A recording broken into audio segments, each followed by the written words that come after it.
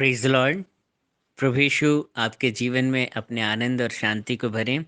मैं शिवशंकर तिवारी आज एक और विषय पहला थिस्सलुनीकियों उसका 5वां अध्याय और उसकी 17वीं आयत को आपके सामने रखना चाहता हूँ। जैसा उस आयत में लिखा है कि लगातार प्रार्थना में लगे रहो। जी हाँ, अगर इसे हम इंग्लिश में पढ़ते हैं वहाँ इस प्रकार से लिखा है, प्रे विदाउट सीजिंग। लेकिन ये बहुत गंभीर विषय है कि क्या हम सच में लगातार प्रार्थना कर पाते हैं? लगातार हम एक ऐसे जीवन को जी पाते हैं जो इस वचन के मुताबिक परमेश्वर हमें जीने के लिए कह रहे हैं। परमेश्वर आपसे कहते हैं प्रे विदाउट सीजिंग, मतलब निरंतर प्रार्थना में लगे रहो।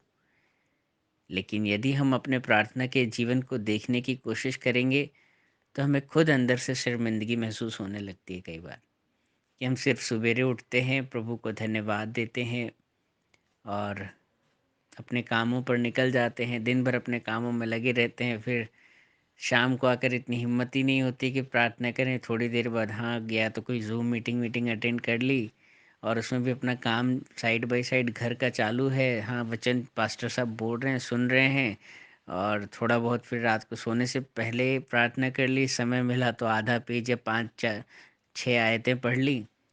बस हमारा जीवन तो इतना ही है प्रार्थना का। हाँ, जब कभी मुश्किल या परेशानी आती है तब थोड़ा बहुत समय बढ़ जाता है प्रार्थना का।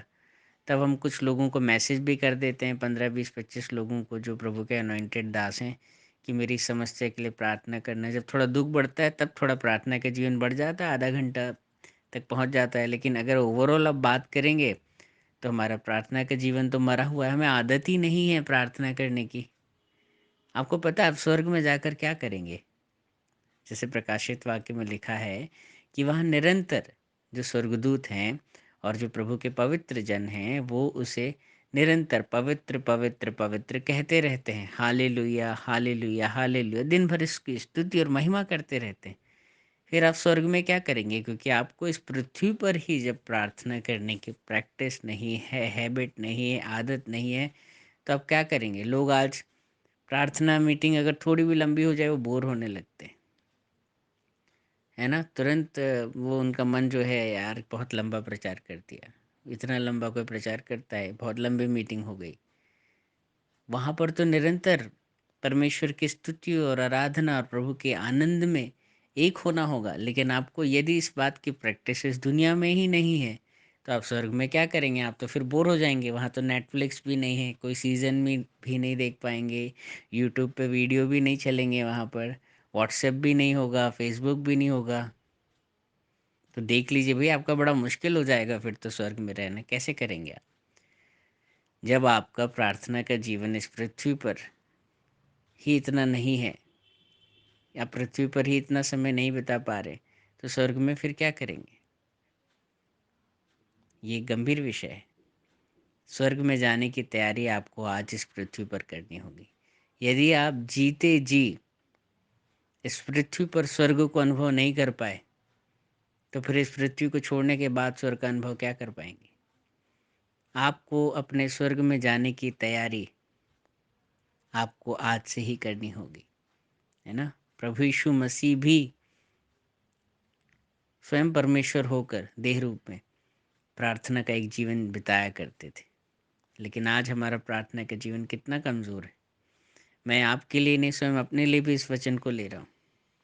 हमें बहुत ज़रूरत है अपने प्रार्थना के जीवन को सुधारने की, अन्यथा हम स्वर्ग में क्या करेंगे? स्वर्ग में हमारा जाना बहुत मुश्किल हो जाएगा, क्योंकि प्रभु ये देखेंगे, अरे इसकी तो प्रैक्टिस ही नहीं है, ये तो तैयारी नहीं है, ये क्या करेगा? Let him enjoy in this earth. ये पृथ्वी में ही खुश है, स्वर्ग में जाके तो उल्टा ही मायूस हो जाएगा, क्योंकि वहाँ उसे सारी चीज़ें मिलेंगी नहीं। फिर क्या करेगा? मोबाइल देखने की आदत है टाइम टू टाइम, ना देखें तो अजीब सा लगने लगता है, बार बार देखना है। अरे कोई कमेंट आया क्या, किसी ने लाइक किया क्या, किसी ने क्या व्हाट्सएप स्टेटस डाला, अब कैसे चलेगा वहाँ? तो प्रभु के साथ अगर जाना है तो स्वर्ग की तैयारी मजबूत होनी चाहिए, है ना? सब वचन कहता है लगातार प्रार्थना में लगे रहो। Praise the Lord.